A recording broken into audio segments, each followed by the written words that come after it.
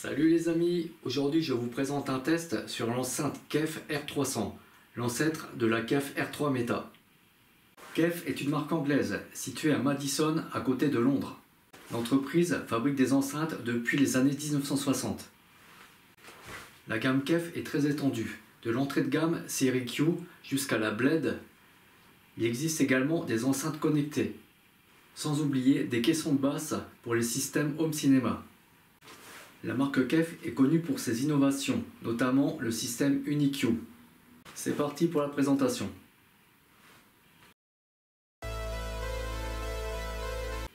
L'enceinte est équipée du fameux haut-parleur UniQ pour le registre médium et aigu. Le tweeter au centre fait 25 mm. Le médium 125 mm. Le registre grave quant à lui est équipé d'un haut-parleur de 165 mm. C'est une enceinte en 8 ohms. La réponse en fréquence à plus ou moins 3 décibels va de 50 Hz à 28 kHz. Son rendement est de 88 décibels. Elle accepte des amplificateurs de 25 à 120 watts. Le bornier des enceintes KEF est spécifique. On peut les bicabler ou les bi-amplifier. En lieu et place de strap, on trouve des vis. Ces vis permettent de relier le haut-parleur grave au haut-parleur médium et aigu. Pour les dimensions de l'enceinte, elle mesure 385 mm de haut, 210 mm de large et 345 mm en profondeur. Son poids est de 12 kg. La finition est de haut niveau, l'assemblage est parfait. La peinture laquée est de très bonne qualité. Par contre, elle est sensible aux traces de doigts, comme toute peinture laquée d'ailleurs. L'enceinte est équipée de caches en tissu qui sont aimantées.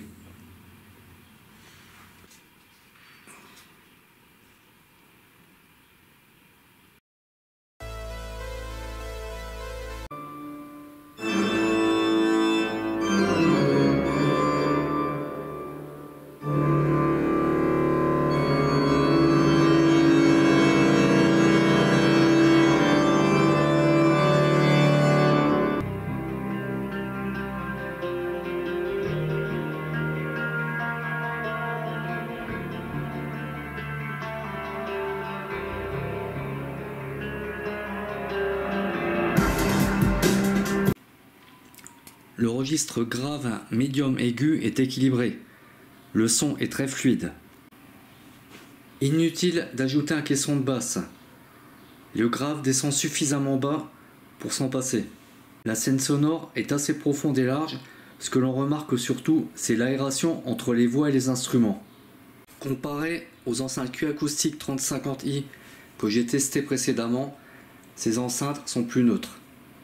Les Q acoustiques ont pour elles une scène un peu plus profonde, mais moins d'aération entre les voix et les instruments. Je ne sais pas si les R3 Meta fonctionnent mieux que les R300, mais le prix élevé qui dépasse les 2000 € me paraît excessif pour des enceintes bibliothèque. D'autant plus qu'on peut trouver des R300 d'occasion à environ 600 €. N'hésitez pas à vous abonner pour suivre mes prochaines vidéos. Je vous remercie et vous dis à très bientôt.